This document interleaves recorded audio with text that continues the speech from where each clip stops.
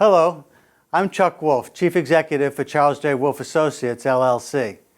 As a motivational speaker and a leadership consultant and executive coach and trainer, I often work with very successful people in their companies. Since many can't afford a professional, I volunteer to host a radio talk show called The Emotion Roadmap, Take the Wheel and Control How You Feel, on a nonprofit community radio station in Bridgeport, Connecticut, WPKN.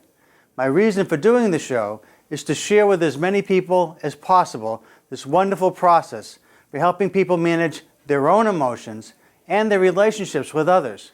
My goal is for everyone listening to learn to use the Emotion Roadmap to make life better. As you listen to me, help others, I hope you are also learning. As a Simsbury resident, I'm delighted to be able to make the show available through Simsbury TV.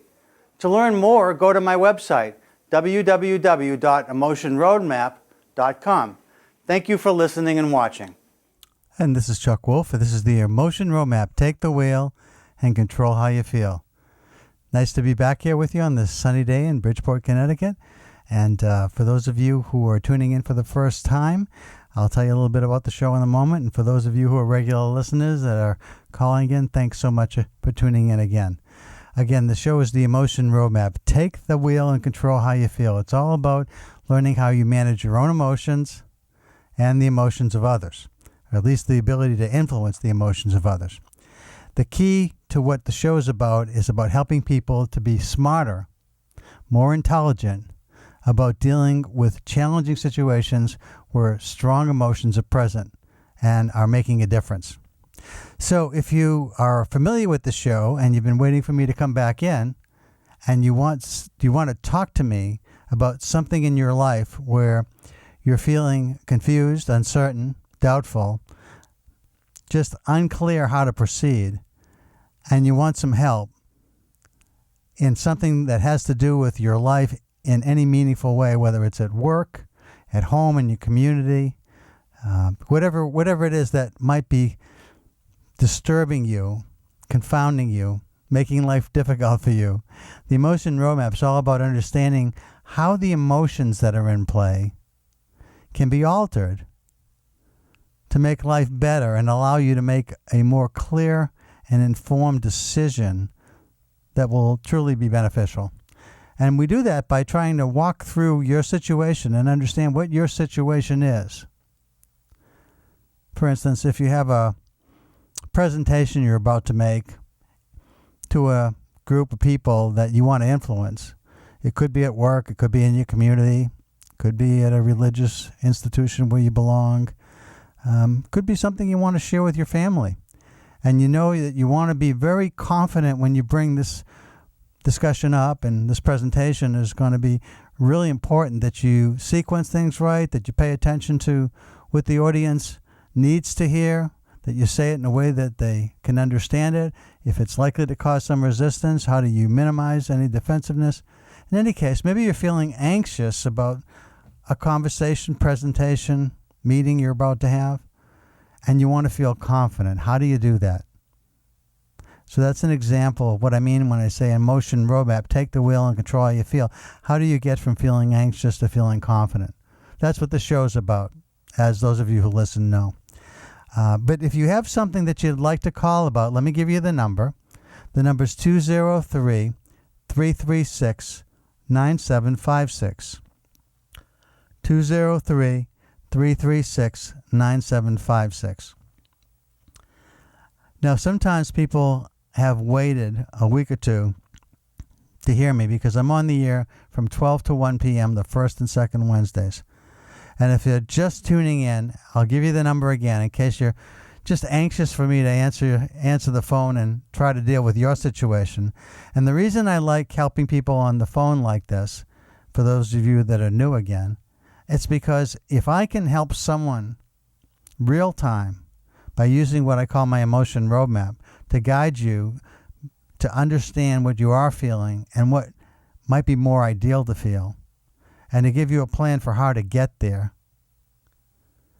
I hope at the same time I'm helping you as an individual, everybody who listens, every listener out there, whether there is 10 of you or 100 of you, 1,000 of you, 10,000 of you, And with the advent of podcasts, even when people aren't home on a nice sunny day like this and they're listening to the radio, you get to listen to me later if you're involved at all with SoundCloud or Stitcher or iTunes.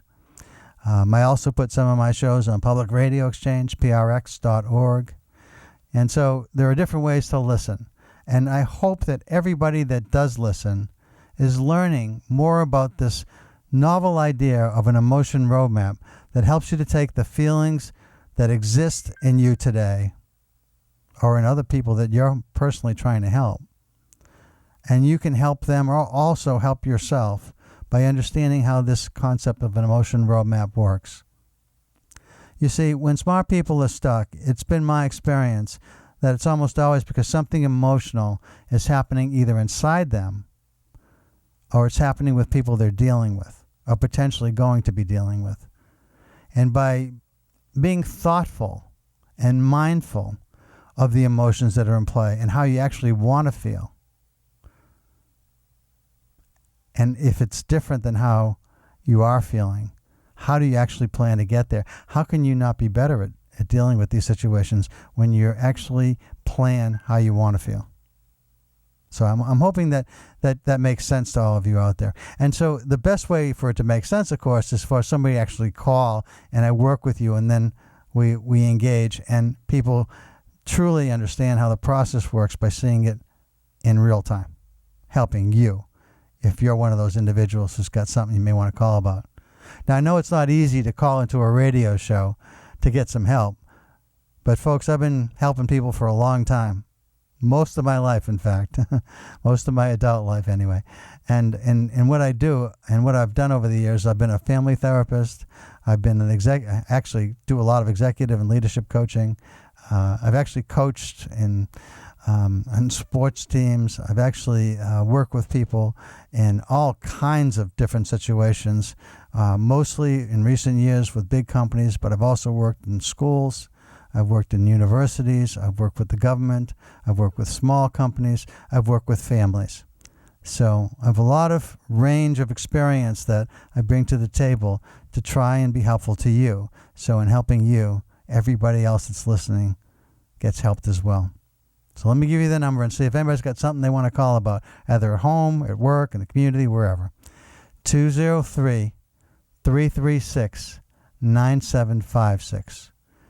203-336-9756. And I'll give you a moment.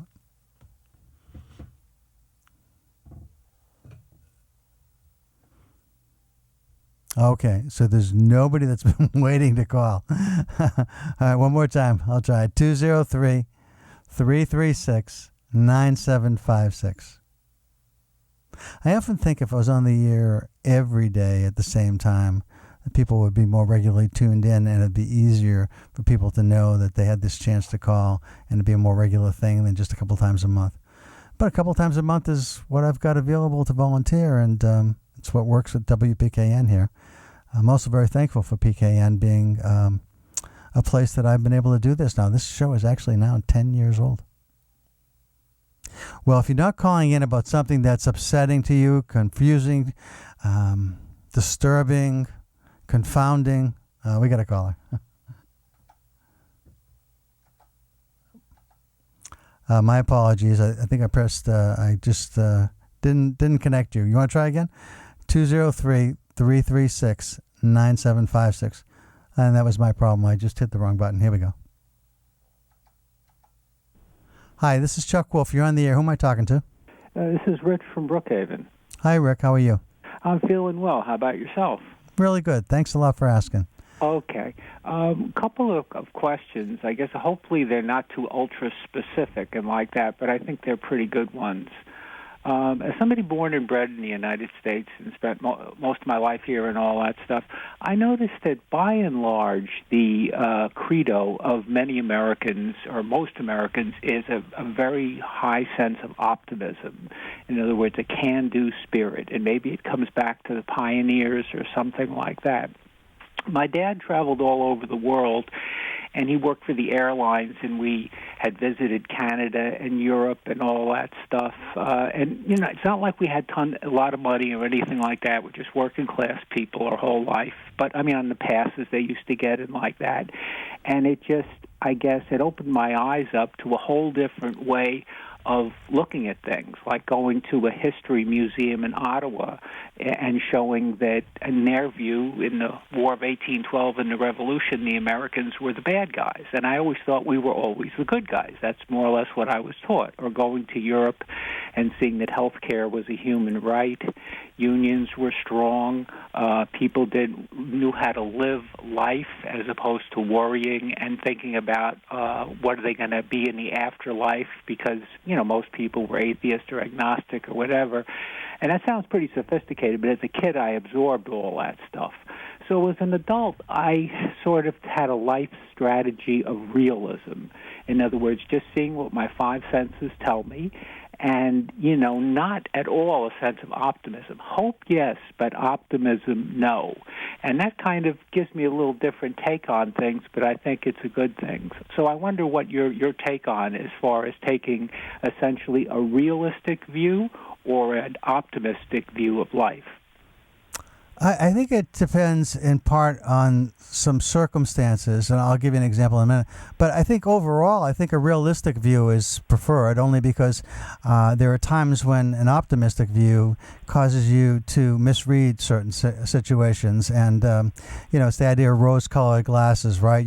You're seeing things and they look prettier perhaps than they really are. And I think it's my own sense of life is that it's really useful to have a real handle on what's going on in front of you, as opposed to putting on any kind of glasses, whether it's a negative spin or a positive spin.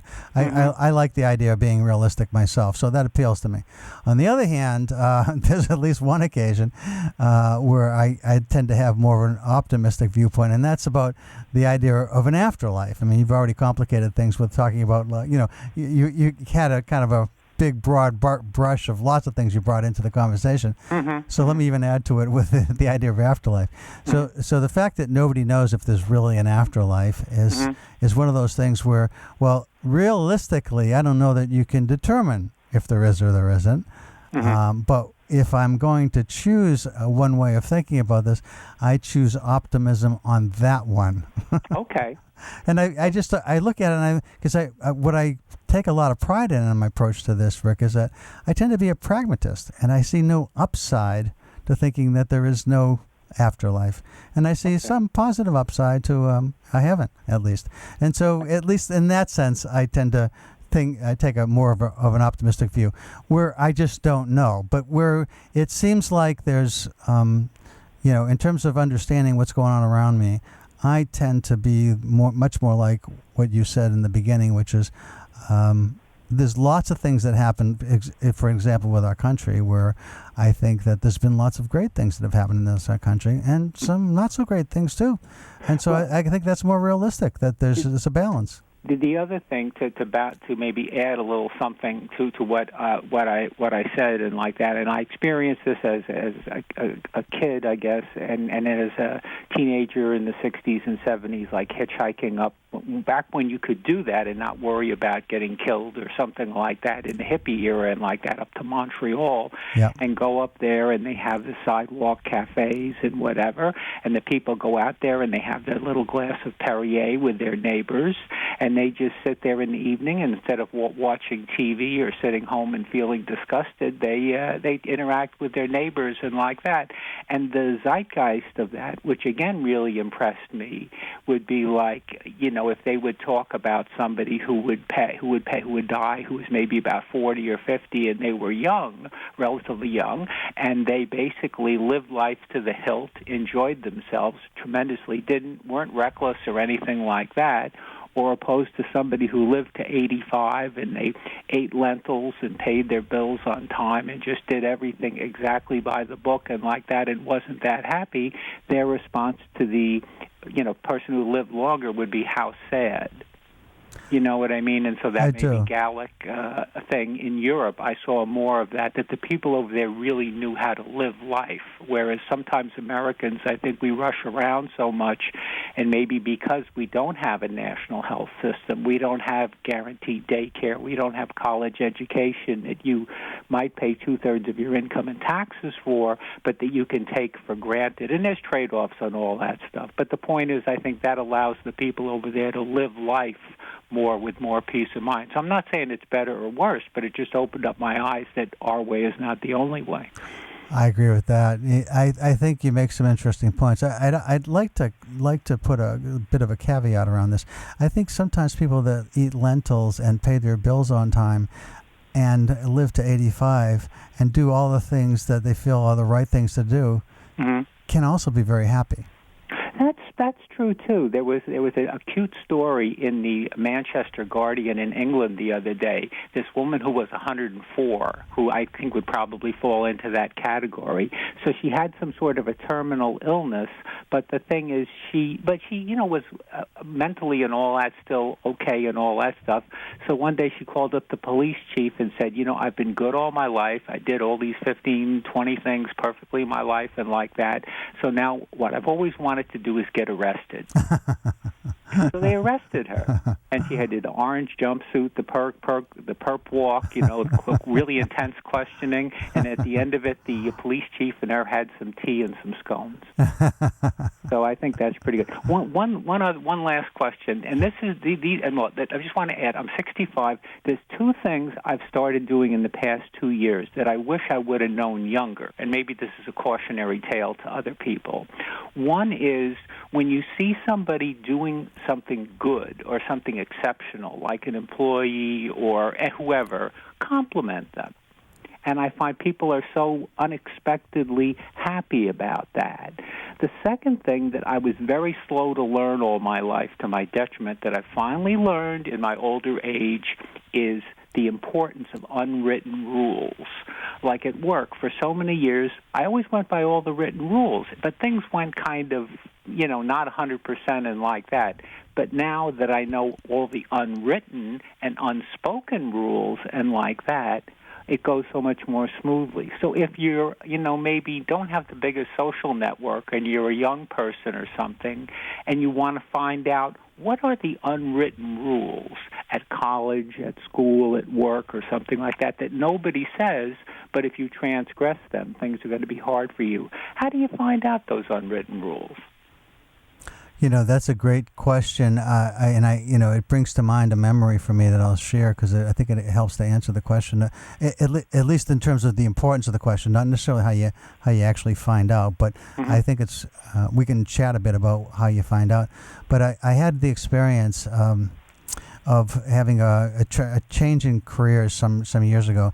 I started off being a school counselor. It was one of the things I dreamed about doing. Was to actually teach young children about how to handle emotional issues, which is interesting. And we're contemporaries, so we're on the same age.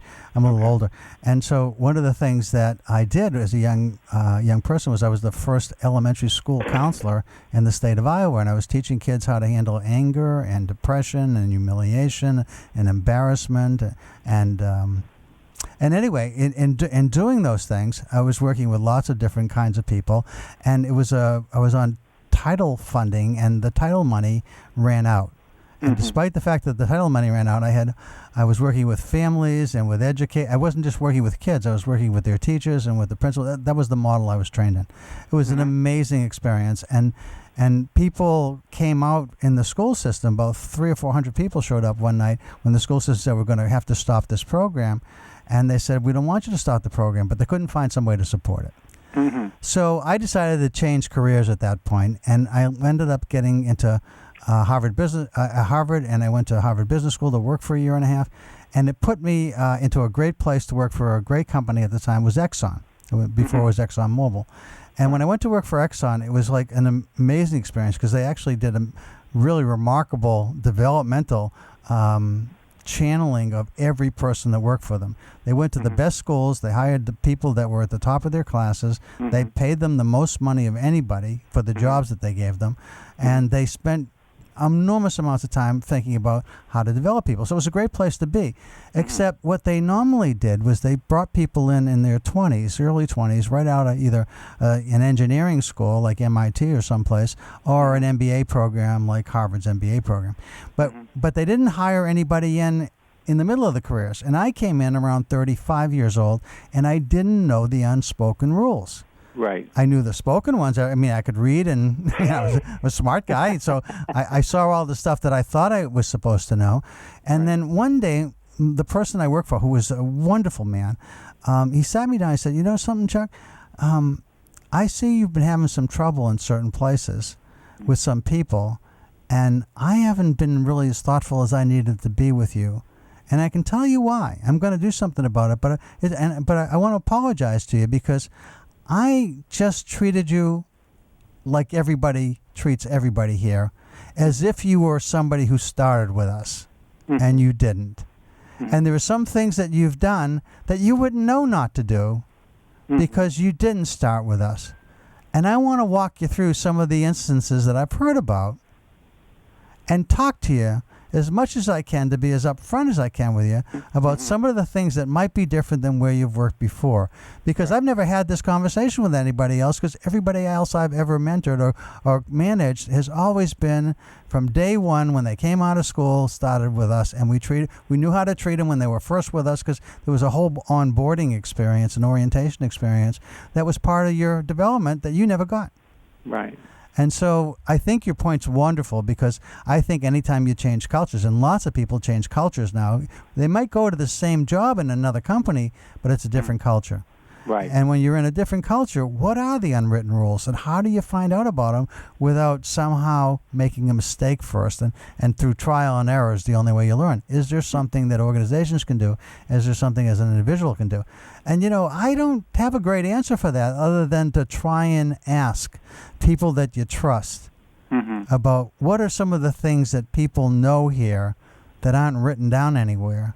What are some things that you might have learned over the years that, as someone coming in new to this company, I don't really know about? And I think maybe other than asking, I don't know that there's really a clear transition. I mean, there is a process for transitioning for leaders that I know about, but I think this is just for anybody that just moves from one place to another and doesn't know the rules.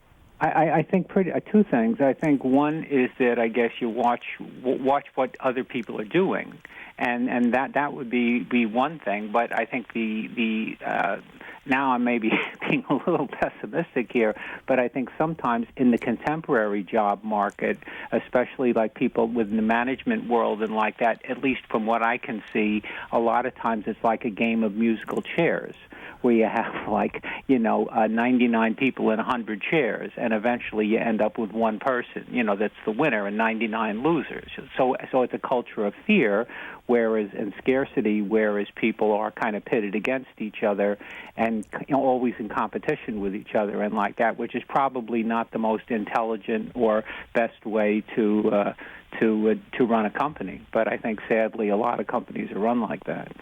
Well, it's changed. I mean, I remember back in probably 20, 30 years ago, there was something called the psychological or social contract. It had different names. But it was the idea that if you gave a company your best 25 years as a young person coming in at 20, 22 years old, and you gave them 25, 30 years, they'd kind of carry you the rest of the distance, because you start to earn more money, obviously, as you're there longer. And now they feel like, especially with automation these days, you can bring somebody in who isn't quite as good as the person who has all this knowledge of your company, but the company's changing anyway, and this other person is going to cost you a heck of a lot less, and they're coming in with technology skills that the older person doesn't have. And you know what? I'm going to just let you go. And it's okay for me if I'm at the top of the pile, because it just means that we're going to do things cheaper and we're going to make more money, and so I'm going to get rewarded. So it makes it a little easier for me to say goodbye to you, even though it's a bit painful.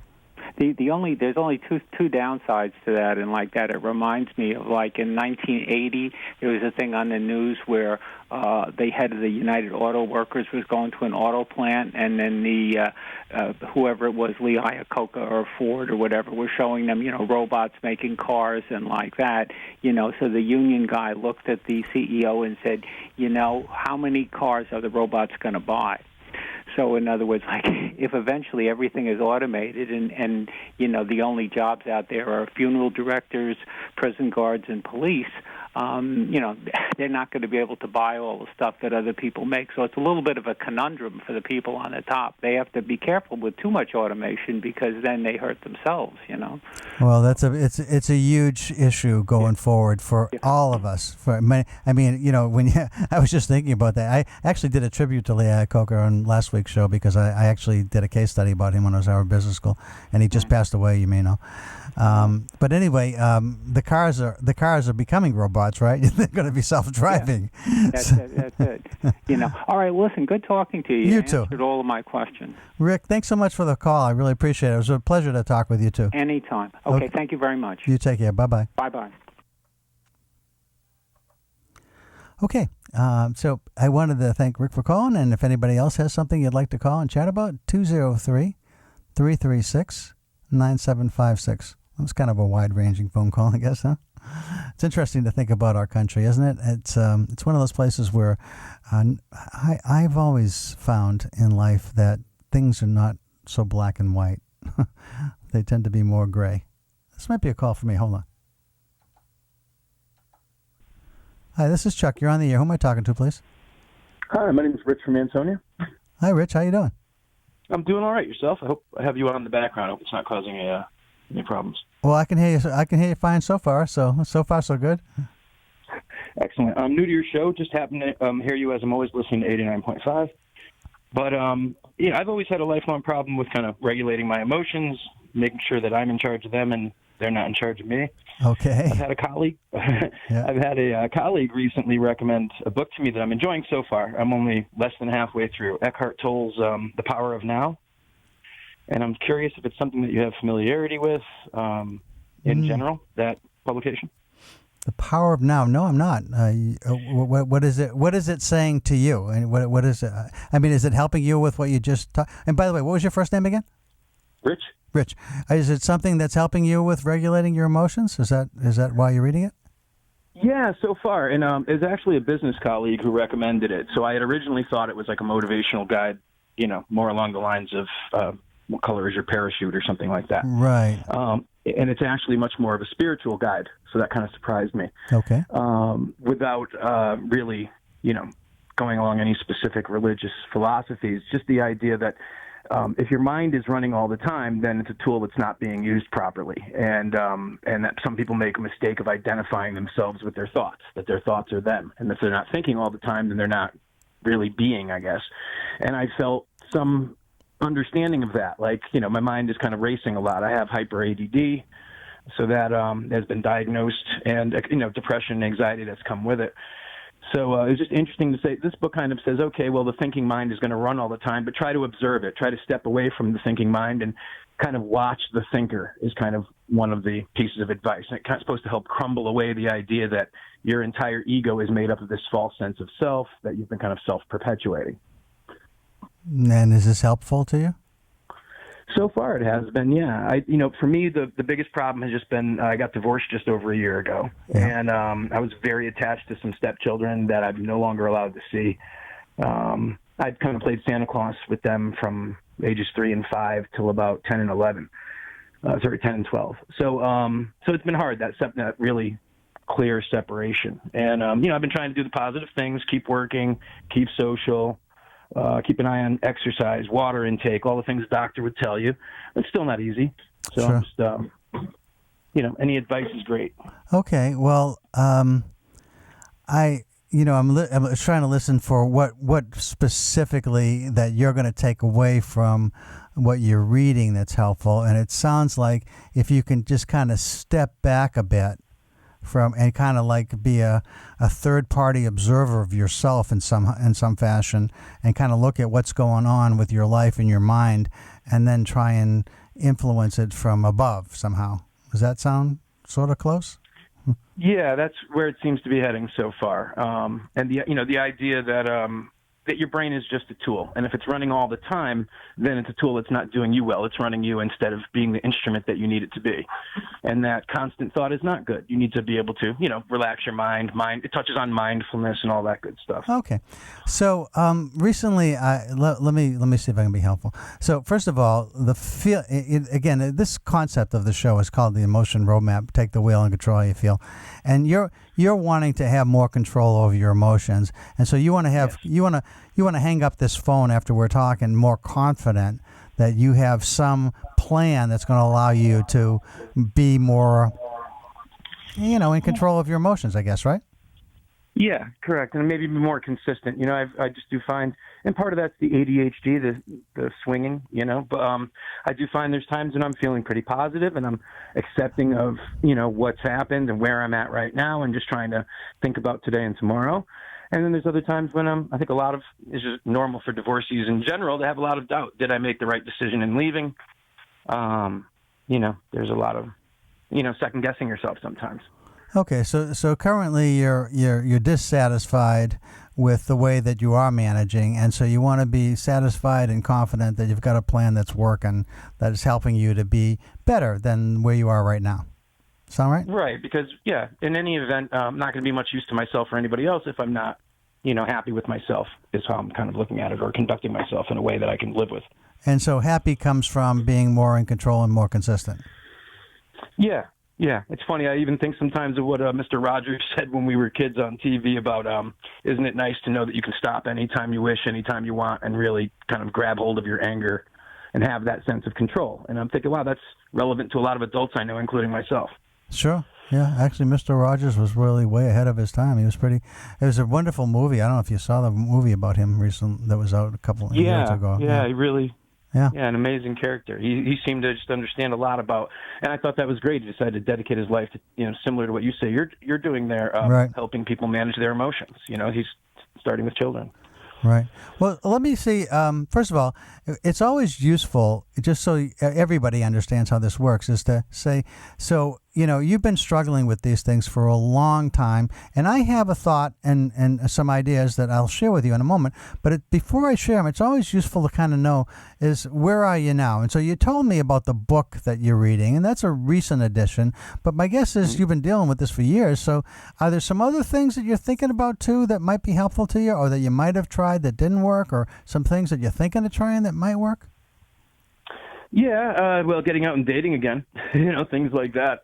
And I feel like it's a must-do for, just getting positive and moving on with my life. But I find a lot of reasons to just kind of stop myself and say, no, it's not going to be as good as what I had was, and that didn't work out. And it's just a very defeatist attitude. There's no real way out of that. It's just, kind of setting myself up for, not really having a positive option. Oh, okay. All right, so part of this is getting back out there and having relationships.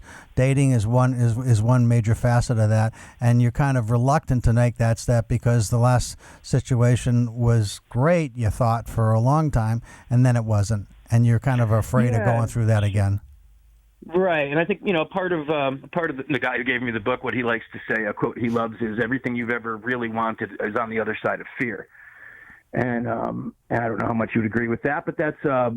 And I feel like, okay, well, what am I afraid of then? Rejection? Am I afraid of being hurt again because I was very invested in the family and then felt like my needs weren't being met, weren't going to be met, and that I had no option but to leave? And that still feels very hurt. I kind of oscillate between times of getting myself to forget about it by being busy with work, friends, and other things. And then if I do take time to look at it, realizing I still feel very hurt. And I still feel a lot of love for my family, but I feel a lot of anger towards my ex and a lot of sadness, a lot of frustration. It's just unresolved and seems to be just stewing for over a year now since the divorce. Separation was over 2 years ago. So I'm just kind of like, I just don't want to see this carry on into more and more years. And I don't know how much I can help that. I'd like to, be moving forward in a positive way. And controlling, like you said, the roller coaster of emotions. It's been hard where I have one day where I'm really feeling like, yes, I'm on top of this. I'm doing everything I can with work and health and all of that, friends and social. And then the next day saying, wow, I really screwed up. I had a great thing. How was I not able to save it or fix it? Okay, so you're also going through a grieving process still, and still angry about what happened. Yeah, and it's been interesting to learn, like I'm going to a doctor. I actually have an appointment today, and I talked to a therapist about this stuff, and she points out, well, you've had a lifelong issue with depression, anxiety, and ADHD, and dealing with those things. You're having a hard time understanding with what you're dealing with now is much more of a normal concern. Anybody going through a divorce is going to have a hard time. So it's kind of the two, I guess, feeding off of each other is a real life stressor, and then I'm just kind of prone to these kinds of issues.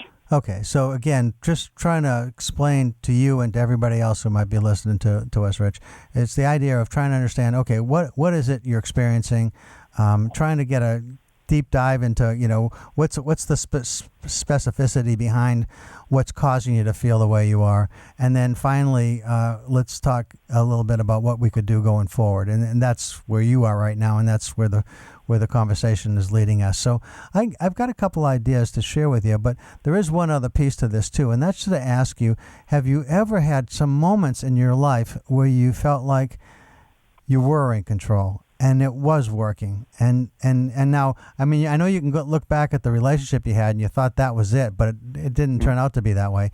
But have there been other times in your life where it was it, and you really feel like, yeah, that was a moment in time where maybe it was years ago, maybe it was recent, I don't know, but was there ever any time where you felt like, hey, this is everything seems to be working the way I want it to work now? Yeah, I've definitely had flashes like that. They focus a lot more around, I think, career. I spent a lot of time in business, which never felt like a natural fit for me, but that's what I went into school for. And so I would maybe not feel quite right there. But when I would go into other areas of work, which I've done recently and still do, and I've done other times in my past where I felt what they call in the flow, just like this is what I'm meant to be doing. This feels right. How I'm living right now, what I'm doing, this is me. And that usually is where I've felt the best in my life, whether it's long periods of time or short. Can you say a little more about what was going on when you felt like that? Well, for one thing, in the corporate world, I found myself, put in the cubicles and being an outgoing person. I was tending to, dealing a lot with customers, but by phone or by email. I missed the face-to-face. So if I had jobs just, I like to I bartend part-time at a music venue right now. I love live music, so that feeds my soul. And then being around so many like-minded people at a place where everybody's obviously out just to have a good time. Nobody's going out to see some live music to have a bad night. It really lifts me up. Every time I do it, it's like a bit of something to help me up. And when I was younger, I did similar things. I worked, at Disney World in Florida for a while, and I just loved helping, to be part of the magic. And I really like if I'm working someplace where you're helping other people have a good time. For example, if I'm sitting there in a cubicle cranking away at a computer trying to meet numbers, it's just my ADHD takes hold, and it becomes a frustrating cycle of can't focus, start to beat yourself up, doesn't feel as fulfilling. So interesting. So the times that you talked about that were really, really important and meaningful to you was the Disney World experience, being with like-minded people, being around live music, and also being Santa Claus for the stepkids that you had. Yeah, definitely more social things. And when I was younger, I did a lot of the dropping out backpacking. I think your last caller was talking about international experiences quite a lot. That was huge to me, just seeing how different folks thought, how different societies consider different things. I think that's affected me a lot. I mean, your last caller was talking quite a bit about the difference in European sensibilities to, Americans. That's weighed on me ever since I started traveling over there. I spent a lot of time railing against it here, coming back home going, we're doing it wrong. We're not enjoying enough sunsets, kind of thinking. I know that all of that plays in to an extent. I mean, I'm from the northeastern part of the United States, and I'm back where I'm from, and this is the most driven part of, arguably the most driven country when it comes to people who, like to chase success, for example. And so I don't always feel like I fit in. I am more, I'm okay with simpler things, and I'm more into experience and the people around me than acquisition, let's say. I remember years and years and years ago, I heard something that I think I might have been in college, which is a long time ago for me. It was the idea that Europeans work to live and Americans live to work. And I guess it kind of came up, and it rattled around in my brain when Rick was talking to me before with the earlier caller, but also just now it popped back up. And I think that's true to some extent. But one of the things that's interesting is when you love your work. Let's assume that you could figure out a way to survive on a Disney employment basis, and you're loving what you're doing, and you're being with kids. Sometimes you get to an age where I don't have to work anymore, but you think, I love this, and I don't really necessarily want to give it up. I mean, that's why I do this radio show for free, right? I mean, it's to me, if I can help you out, I love that, and so it's working, and I have to come and drive down here I have to show up and answer the phone and see if I can figure something out. But I love it, and so it's if you can find something that you're dreaming about that you think is really special. That's part of what's going to make a difference for you, I believe. So that's just one thing to think about. I feel like I've been fortunate in that regard because shortly before I got divorced, I had really thought that the problems in my marriage could be resolved by me making more money. So I really put nose to the grindstone and had some of the best financial success I've had in my life so far, and I'm turning 50 soon. And that didn't fix things at all. To my ex's credit, she told me that's not the problem and it's not going to fix things. So, I thought it would. But that gave me a little freedom after the divorce. I had a little bit of money on hand for a change, and I've been able to, for over a year now, just work part-time at 2 music venues doing what I like. So I can't really complain when it comes to that. But there's always the shadow that I need to go back to corporate in order to, have a sound financial platform kind of going forward. And that's fine. What I do now in corporate is work from home type job that is much more suitable to me. So I feel more at ease with that work balance right now. It's just hard to get motivated to make a bunch of money. Before it was, okay, great, I want to help my stepkids go to college. I want this is for the family. And now it's just for me. I don't know. I guess I am just feeling it's great I have these other things going on. It's a lot of fun when I'm working at a music venue, surrounded by people who are having a good time, and you feel a little bit of this rock and roll lifestyle, and then you go home. And it's over, and I've not been ready to move on to another relationship, so that means a lot of alone time. And I either feel I need to better learn to handle that alone time, or just be open to dating. I'm guessing getting out there more. But it's hard for me to know how to get a hold of my emotions, because some days I can be as productive as can be and not let them rule me. I can recognize how I feel, but have it be in the background. And then other times, maybe especially if I have problems with dreams and nightmares that are all very emotional, where I'm still arguing in my marriage, trying to save it, wondering why it's failing, kind of reliving those moments, that can start a day off that doesn't really happen. After that, then I'll just kind of shut down. And I just can't afford to keep doing that. I'm trying to find a way to be on top of my emotions when that does happen. So let's see if I can build on a couple of things that you said. It's always better if I understand. The reason, again, part of this how this process works that I created is to understand more about who you are and what works for you. Because if I just answered your question in right off the bat and said, no, that book doesn't really resonate with me, here's how I would do it, and I'd give you a professional answer, and you'd say, well, that's interesting, thank you, and hang up, and nothing would change. And what I want to do instead, and what I think the process is, what I've tried to create it to be about, is to make sure that I understand how emotion works, but also how you work. That's where art and science come together. So let me see if I can capture what I think you've said that builds on some of the things that actually do work for you, and see if I can make some sense out of this for you.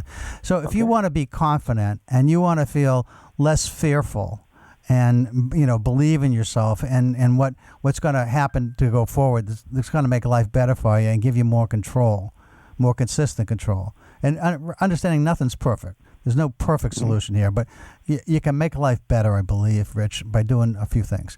First of all, the way I think about what you first began talking about when you said the power of now in the book and so forth is, here's how I see things happening in terms of our emotions. When we have behaviors and we're acting in certain ways, and we don't understand even why we're doing the things that we do. So let's say, you find yourself repeating a pattern that is, based on what you've been diagnosed, the ADHD, all this stuff that you said that you've got going on inside of you, and you see that stuff repeating itself, and you recognize that you're on a path that you've been on before and it never ends well. one of the things that I believe is driving that is the self-talk that's in your head. The stuff that's being said to yourself, by yourself, that's driving that behavior. And just understanding what the thoughts are that you're, the self-talk that you're engaged in isn't enough, because you also really want to think about, hey, wait a minute, what am I feeling that's driving those thoughts, that's driving these behaviors, and how the heck do I change that? Because unless I understand what the feeling is that's driving all of this, then nothing sustainable is going to change. So if you can just stop yourself and recognize certain patterns in your life, and here's a few that popped up for me. What you love that you told me about is being, especially with kids.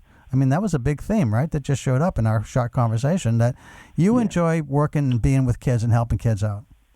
Now, you can't maybe make a living and put enough money away to help kids, especially if you want to help, your step, or whoever you may want to help in the future, by working with children. Typically, there aren't a lot of jobs that pay a lot of money for that.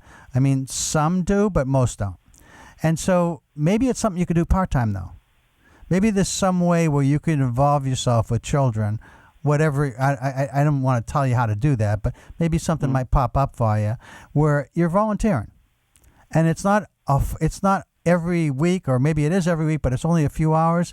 But it's a few hours that make you feel special, because as far as I can tell, you love working with kids and making them feel happy. Yeah, and it's funny. I've gotten away from volunteer work. It was something I did a lot more in my 20s and really enjoyed, and I feel like I know that would help. Well, especially with kids, I'm thinking, because that again, for me, that's what I heard, Rich. I'm checking with you to see if I got it right, but it seemed like that was important too. It's not really the kids. It's funny. When I think of volunteer work, I've been thinking of the elderly more. I just personally feel like in our, again, similar to your previous caller, kind of questioning the overall social norms. I think, especially in the United States culture in 2019. What George Carlin called it child worship. Everything revolves around the child almost entirely, the helicopter parent type thing, and the elderly are kind of pushed off and forgotten about. I know I'm way overgeneralizing here. Well, let me stop you. Let me stop you. Let me stop you for a second, because I think what you're saying is you feel like there's a bigger need there. Yeah, I feel there's a bigger need for the elderly. That right. But hold on. Let me just confirm that, and then let me ask you this question. Sure. Would you be doing it because there's a bigger need there? Because I'm trying to find something that's going to be something that meets a need of yours. No, I think there's a bigger need there, and it would suit my need, because I've had the unfortunate opportunity to be somebody who's been the only person next to elderly relatives on their deathbeds, and I found it's something I'm actually pretty good at, as far as like I can hold hands and listen and be a comforting presence, and I enjoy that, and I don't see a lot of it out there, and I think that's a volunteer work that would fill my soul a little more. Maybe hospice care or something. Something like that. Yeah. Again, it's a huge need. If that works to make, think about what's going to make you feel better and more in control. And so one of the things that I'm going to suggest to you is that part of the fear that you have about the relationship, starting a new relationship, is that it's not going to end well. And then that's going to prevent you from ever having a new relationship, because you're always going to have that fear, right? Yeah. And so one of the things that, in terms of the self-talk that you have, switch out that fear for confidence, and know that a relationship doesn't have to always be perfect, and it may not work, but for the moments that it does work, it's worth it. And I'm strong enough, and I believe enough in myself that I'm capable. If it doesn't work, I'll handle it. Very good. Yeah. Does that make sense? Yeah, it does. See, because part of this is like, how do you get yourself from where you are to where you want to be? And you have to understand, as I said, that's why I said there's nothing perfect here.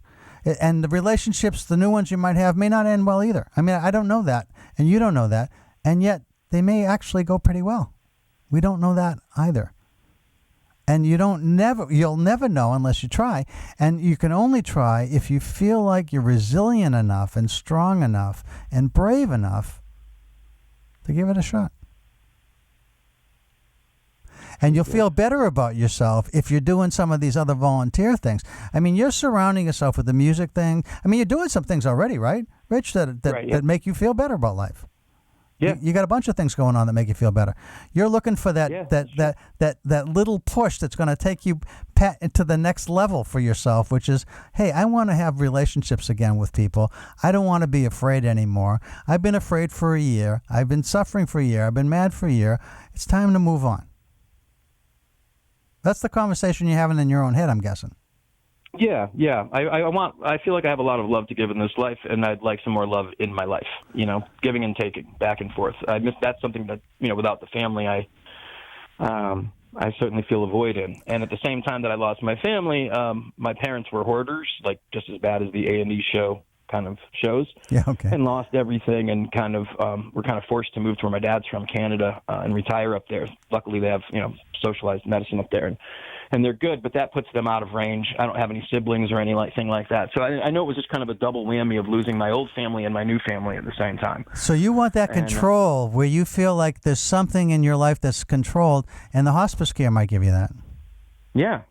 People are going to welcome you there, and then they're going to be gone, and then you're going to try and start with somebody else. But if you're really helpful to helping people make that transition to, if there is an afterlife, you heard me say I think there is, but who knows? But you're at least with them, and they feel like somebody's there for them, because a lot of people get abandoned. Excuse me. So if you can do that, that gives you the control aspect, where the other relationships may not. Sorry.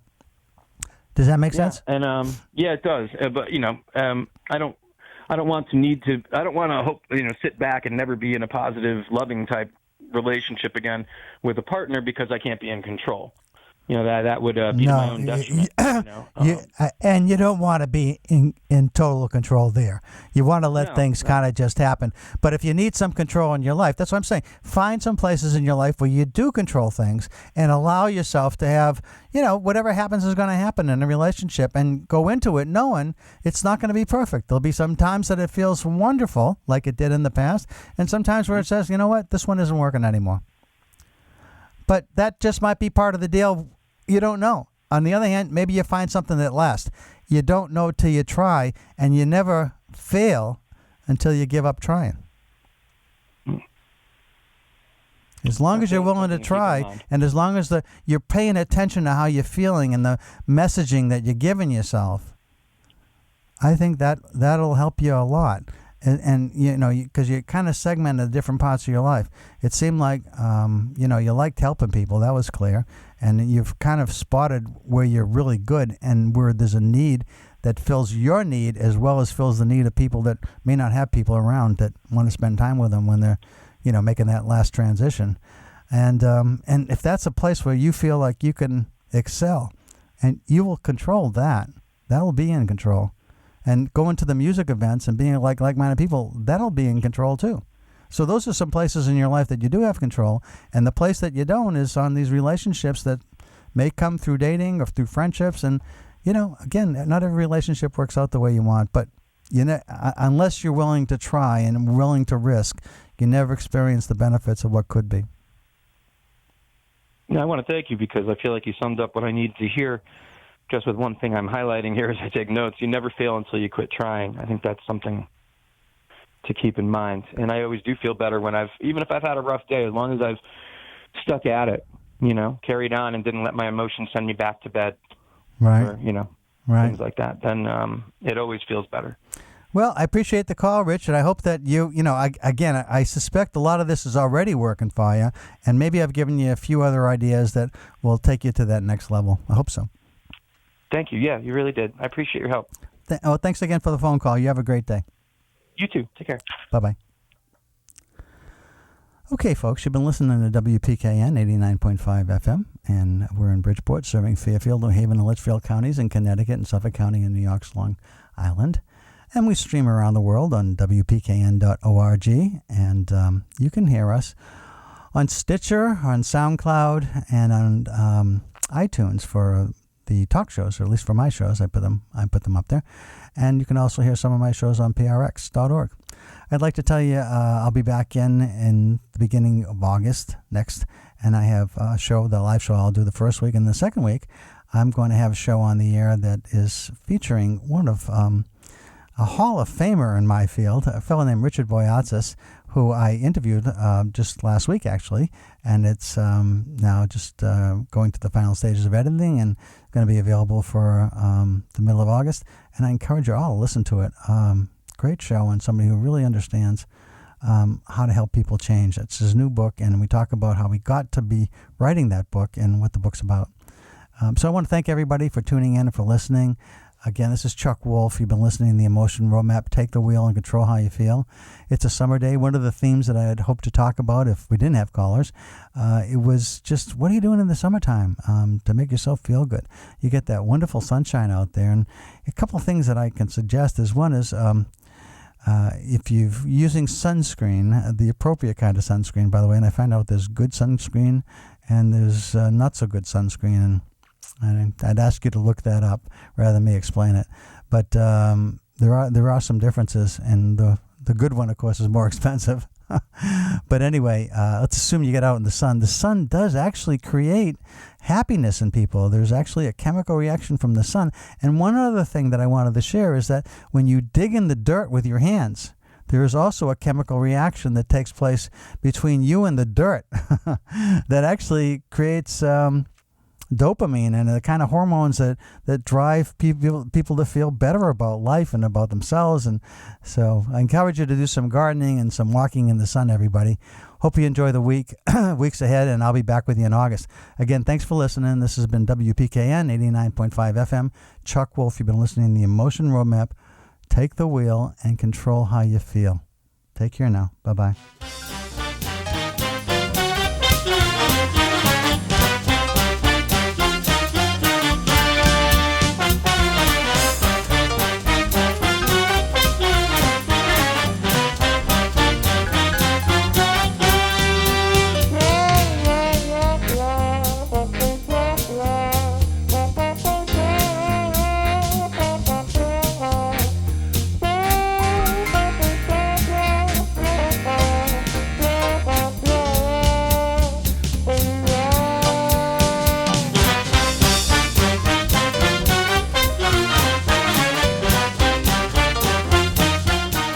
Funding for Simsbury Community Television is provided in part by contributions from viewers like you.